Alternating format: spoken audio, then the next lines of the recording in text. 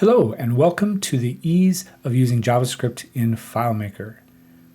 This is going to be a session where we take a look at how easy and how magical it is to work with JavaScript in FileMaker. I run a business called Integrating Magic, based here out of my home in Orlando, Florida, where 3 dogs and a foster run around and keep me busy all day.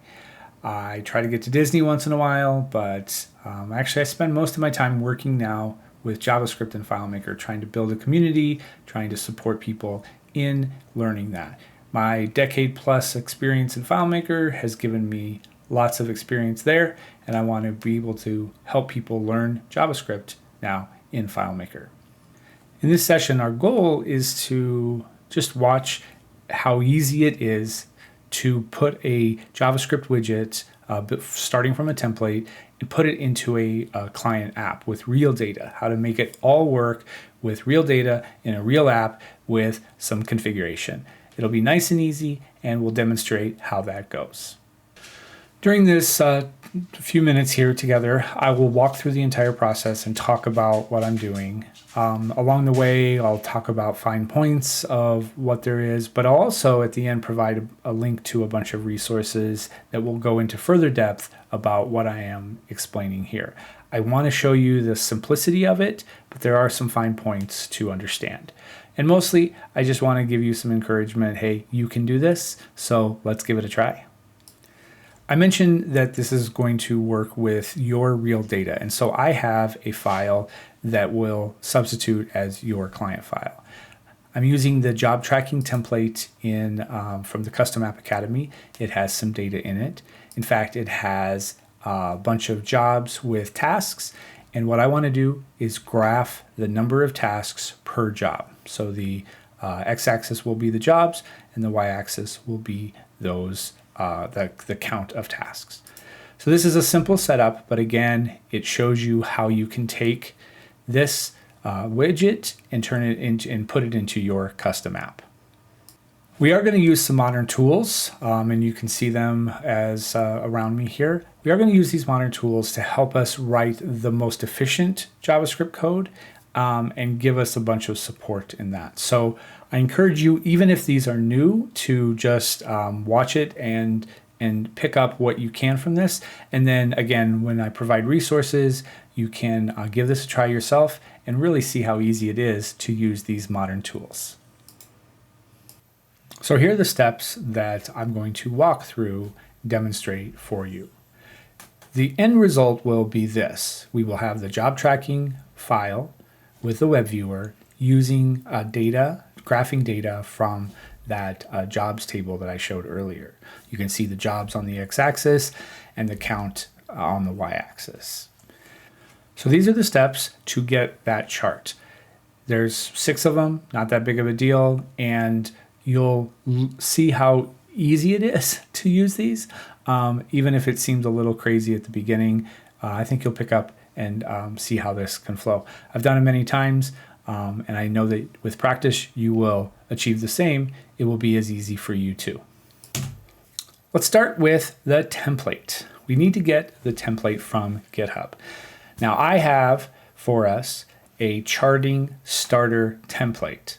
This template is on GitHub, on my account, on my Integrating Magic account, and you can grab that and you can use it, and I'll demonstrate that here.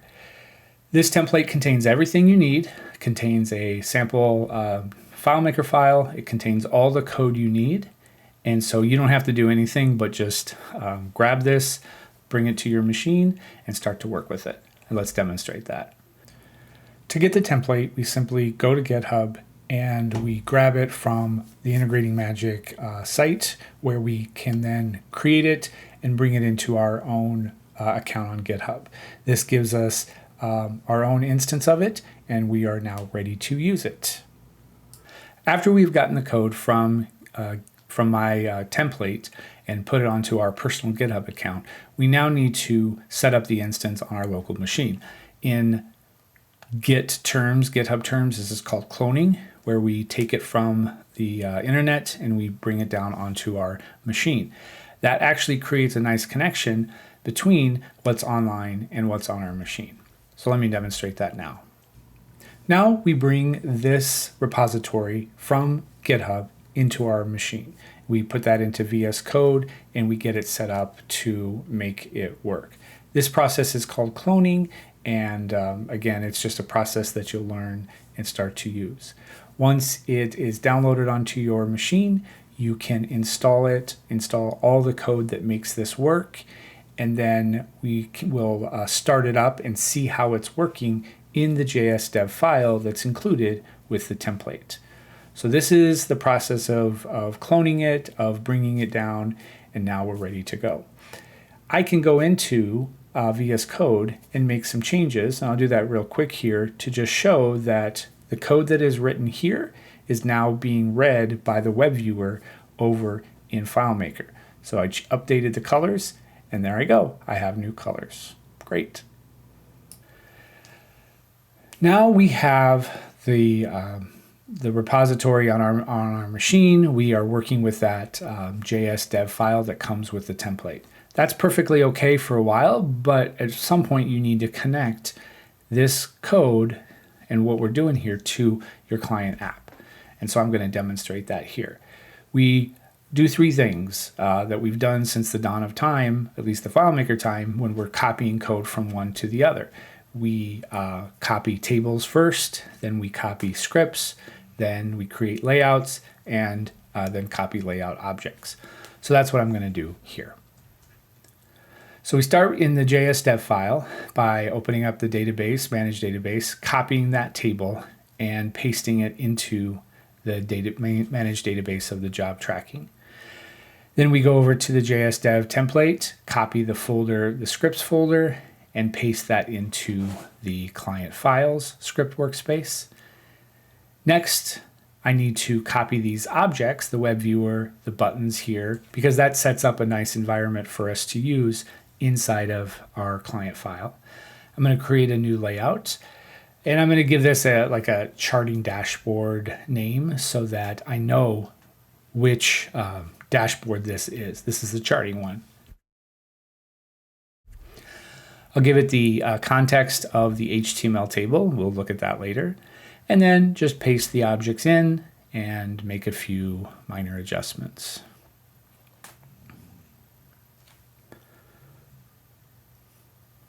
Once I have it set, I can open up, turn on dev mode, and then load the web viewer. So anything that I'm writing in the JavaScript will be reflected in my client file. I don't need that JS dev file that came with the repository. All right, great. Now that we have the whole environment, the web viewer and the scripting and such inside of our client file, we can do some configuration. And there's two places that configuration happens. Some happens in the FileMaker script, and then that loads the web viewer, and then other configuration happens in the JavaScript. Now I want to update the chart type, and I can do this in FileMaker. In FileMaker, there are three config scripts that you will work with, and one of them is the chart type, and I can simply update that.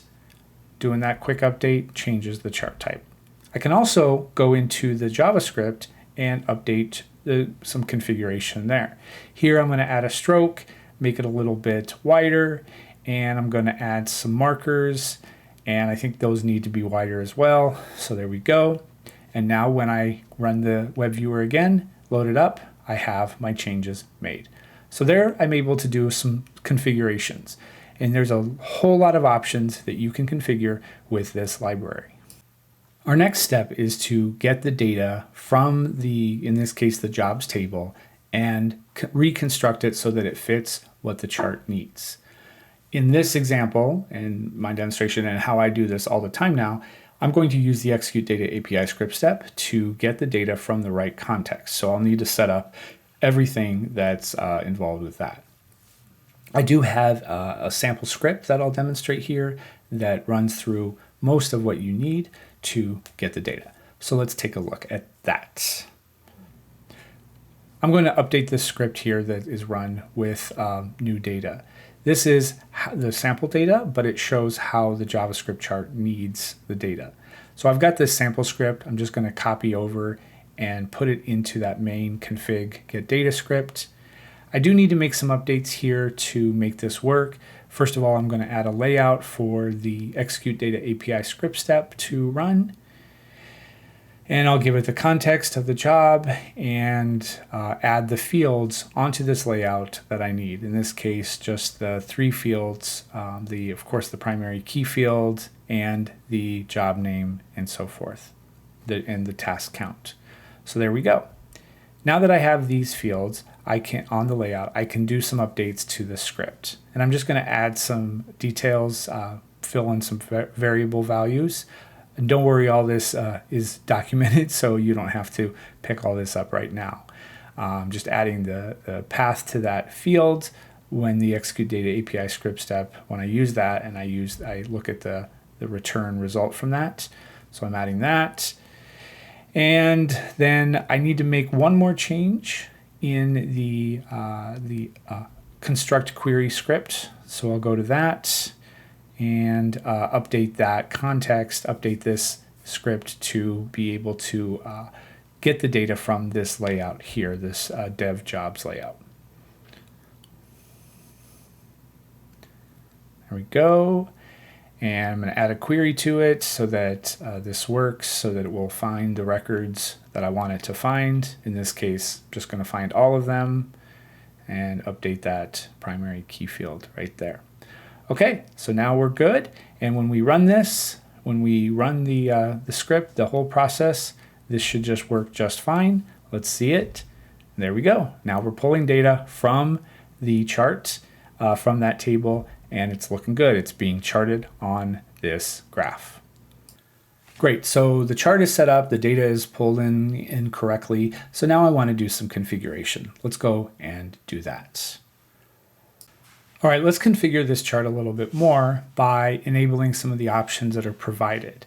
I'm going to add the data labels here and just simply click Command front arrow, forward arrow, and it will add that option to the chart. I see the offset is a little bit off, so I'm going to go back into the JavaScript and update that by just turning that property off. And there we go. Checking back in the web viewer, I can see that it's perfect. The client wants a color, a change of color, so I do have that color here, and I'm going to place that into the JavaScript, and there we go. So I was able to do some configuration with this chart inside of the JavaScript by just enabling some features. But I'm not limited to that. I could add any features that are available with this library to add more features and more functionality to this chart. So now it comes to deploying. That's the next step. We need to take the code that we wrote in VS Code and bring it over into FileMaker. Let's do that. To do the deployment, we grab the code from VS Code and we bring it over into this HTML field. Now, we don't have to do it manually. I have a process built into this environment. We need to do a couple things in here. First, we go to the scripts folder and the upload.js file, and we change line 4 to give it the name of the file that we're trying to target, that we're working with. Then in our terminal, we simply write a quick little command, npm run build :upload. This will take all the code, package it up, and push it over into this FileMaker file, put it into that HTML field. So there it is. That's all the code that we just wrote, all packaged up and minified.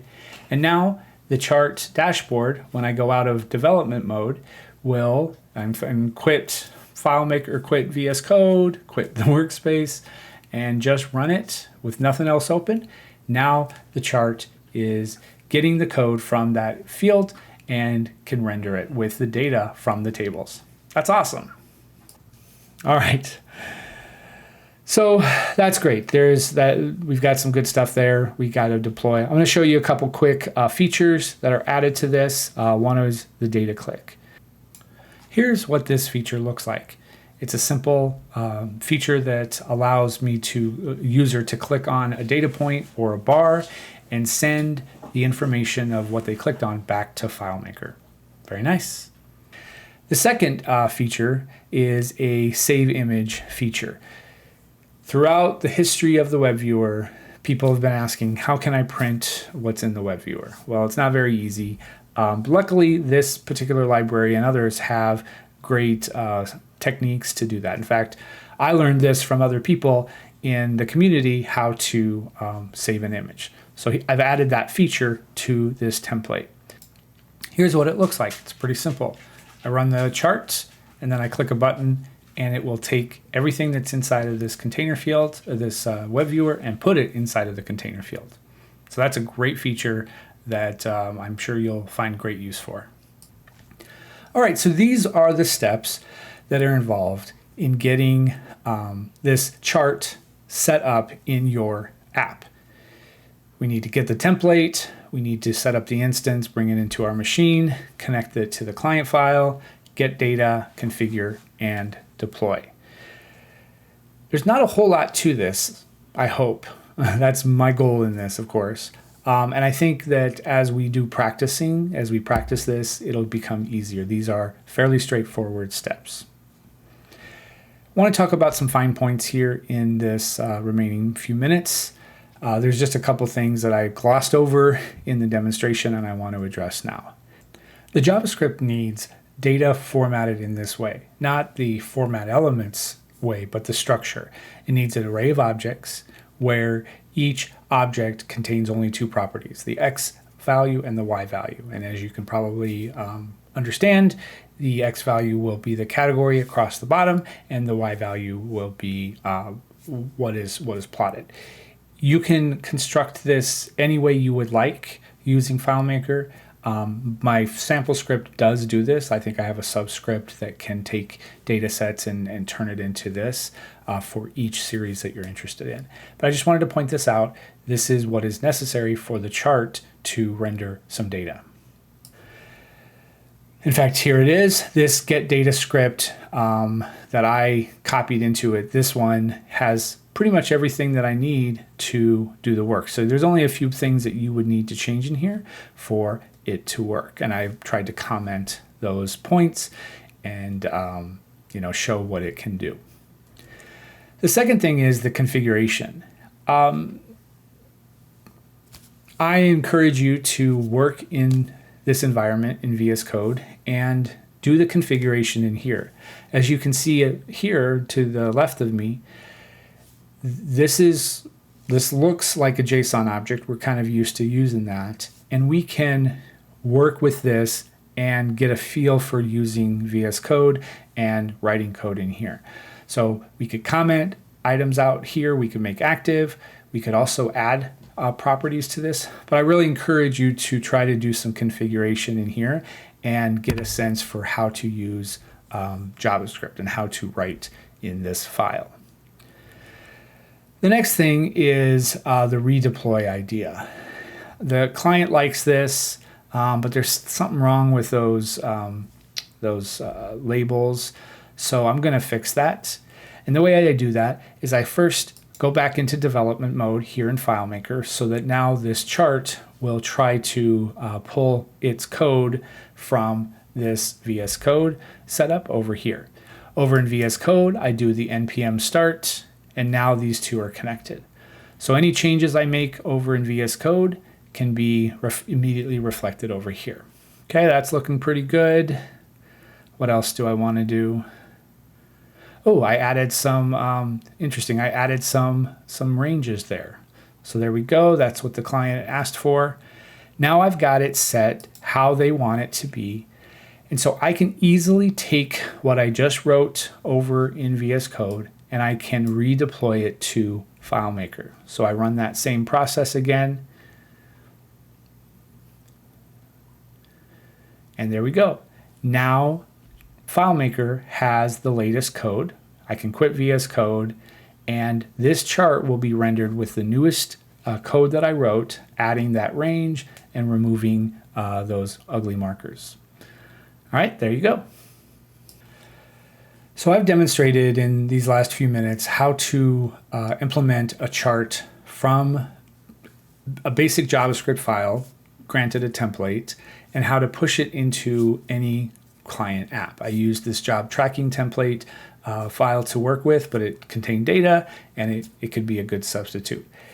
I encourage you to try this out, to take this video and watch it over and over and get practicing with this. I encourage you to dip your toe in this water and use these modern tools that are free and available to us, and work with your play with JavaScript and try to get this to work using this setup here.